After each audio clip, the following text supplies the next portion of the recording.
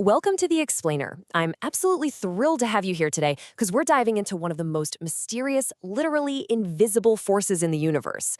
Now, picture this. You wake up tomorrow morning, grab your phone, and your map app is totally broken. And it's not just yours, it's everyone's. Imagine that overnight, the entire planet just inexplicably forgot how to be a magnet, right? No satellites crash, the oceans are perfectly fine, the atmosphere is fully intact, but the invisible glue holding our modern world together, poof, gone. So, what exactly happens when navigation fails? Well, the chaos is immediate. That GPS arrow on your smartphone, since it relies on magnetism to know which way you're facing, it would just spin randomly. Huge cargo ships navigating through thick ocean fog, they'd lose their way instantly. Modern aircraft systems would face massive, critical failures. And hey, it's not just our tech. Biology relies on this too. Flocks of migrating birds that fly thousands of kilometers a year would completely lose their internal compasses. This is exactly why we study magnetism. But to really grasp how it works, we first have to figure out where it comes from. Section 1. Earth's Hidden Heart, the Planetary Engine. Okay, let's dive right into this. To solve the mystery of where this massive magnetic field originates, we aren't looking up at the sky. We have to go straight down, thousands of kilometers directly beneath our feet. From the outside, our planet looks pretty calm, right? Mountains, oceans, forests. But if you could somehow slice the Earth open like an apple, you'd find this gigantic, violently energetic metallic heart. Right at the very center is a solid iron core. But surrounding that solid center, it's an enormous, swirling ocean of liquid iron and nickel. And when I say hot, I mean it is literally hotter than the surface of the sun. But the real kicker here isn't just the intense heat, it's the motion. Because the Earth is rotating, this ocean of liquid metal acts like a gigantic whirlpool that never, ever stays still. And this brings us to our first major concept, the dynamo effect. This is huge. See, a fundamental rule of physics is that moving electric charges create magnetic fields. So, because this swirling ocean of liquid metal is full of charged particles constantly in motion, it acts exactly like a giant electrical generator. This dynamo effect creates an invisible magnetic shield that wraps around our entire planet. It protects us from deadly solar radiation and essentially turns the Earth itself into one giant magnet. Section 2. The truth about compasses. Navigating the reality check. Okay, so Earth is a giant magnet. Awesome. But let's do a quick reality check here because the actual truth about compasses is way more complicated and, honestly, way cooler than what we learned in grade school. Okay, but if Earth is a giant magnet, why doesn't your compass point perfectly north?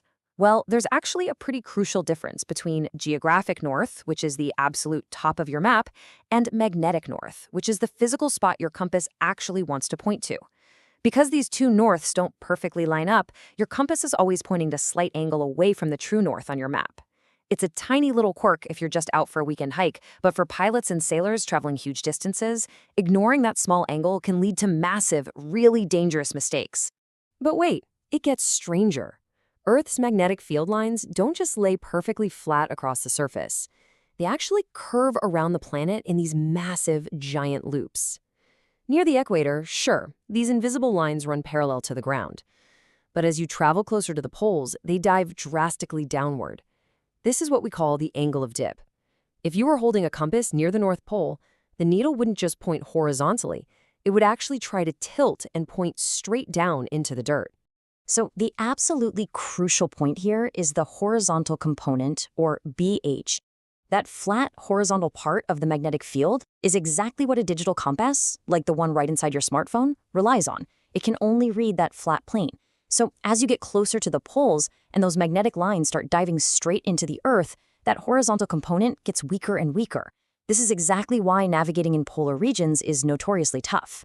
So later when you're grinding through the math in this chapter, remember, you're literally learning the equations that keep airplanes from getting lost in the Arctic. The unbreakable magnetic rule.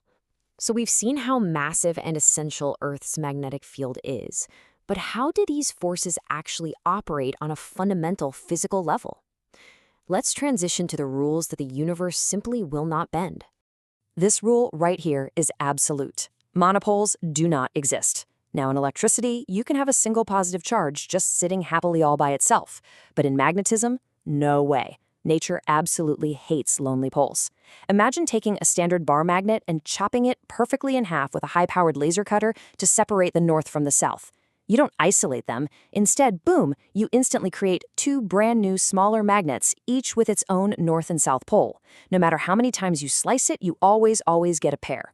And this brings us right to Gauss's law for magnetism. Because every north pole is permanently, unbreakably married to a south pole, the magnetic field is a perfectly closed loop. Any magnetic field line that leaves the north side of a magnet absolutely must curve around and go back inside the south side. Because of this perfect continuous loop, if you draw an imaginary box around any magnet, the amount of magnetic force leaving the box is always exactly equal to the amount re-entering it. The overall magnetic push and pull perfectly cancels out to zero. Let's shift gears and zoom way in, like all the way down to the atomic level. Inside every single atom, you have electrons moving and spinning around. And remember our big rule from earlier? Moving charges create magnetic fields. So technically, every single atom in the universe acts like a tiny microscopic magnet.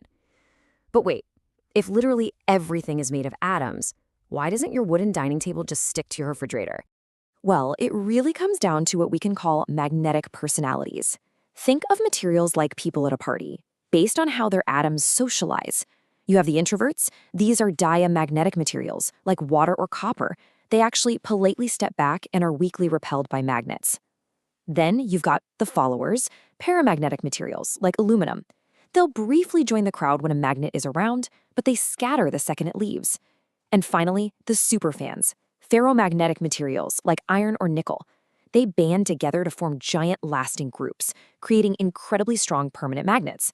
If you're engineering a space satellite, or honestly, even just a common household appliance, you need to know exactly which personality type you're dealing with, or your device is going to fail. Let's see how these different materials behave in the real world. First up, we have the introverts. Scientifically, this is called diamagnetism. These materials absolutely hate magnets. When a strong magnet comes near them, they get super defensive and actually develop a weak magnetism in the exact opposite direction just to push that external magnet away. And this is incredibly important for everyday life.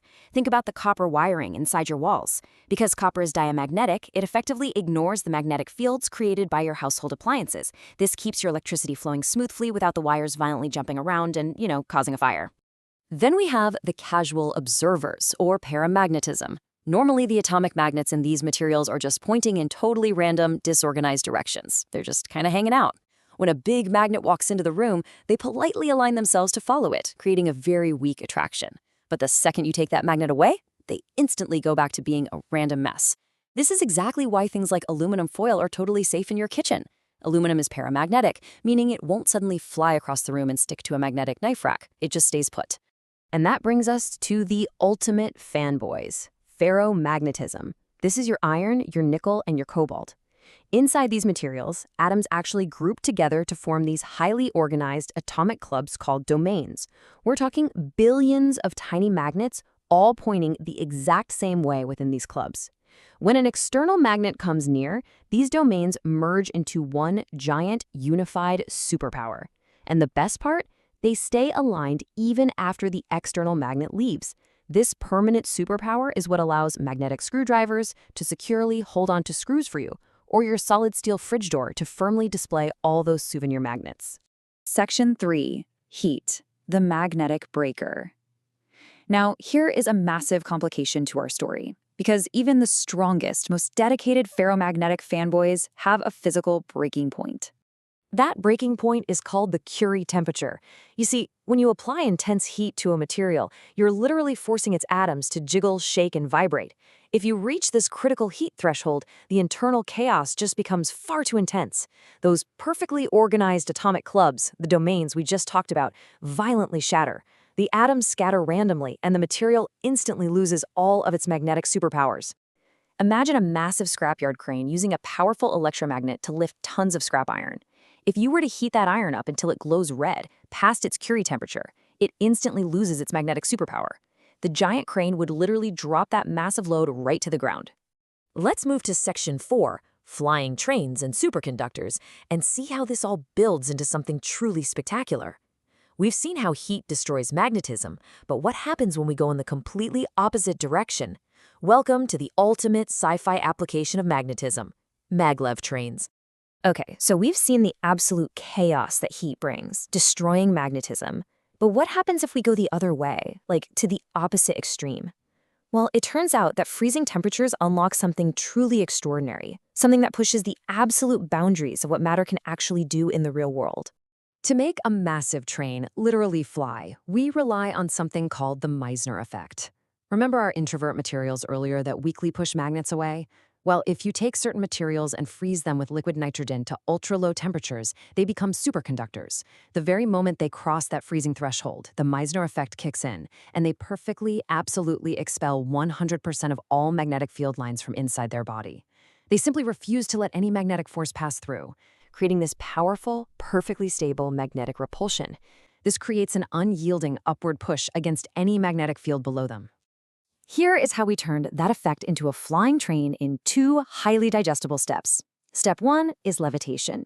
The freezing superconductors on the bottom of the train completely repel the magnetic tracks using that Meissner effect, forcing the entire train to float inches in the air on an invisible magnetic cushion. Step 2 is propulsion. The walls of the track use alternating electromagnets to continually pull the train forward from the front and push it from behind. Because there are no wheels touching any rails whatsoever, mechanical friction is completely eliminated. It allows these trains to hit breathtaking speeds using just a fraction of the energy. And that, my friends, brings everything together, from the swirling liquid iron in the Earth's core protecting our atmosphere to the tiny organized domains in a simple screwdriver, all the way to freezing superconductors levitating bullet trains. We aren't just looking at isolated, boring textbook facts here. These invisible, unbending rules constantly dictate our highly visible everyday lives.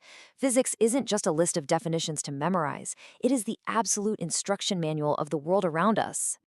So, I leave you with this final thought. Now that you've seen the hidden forces constantly at work, how will you use the universe's instruction manual today? The next time you look at a compass, a crumpled sheet of foil, or even just a simple fridge magnet, I hope you see the profound, everyday magic hidden right there in front of you. Thank you for joining me on this explainer. Keep asking questions, and I will see you in the next chapter.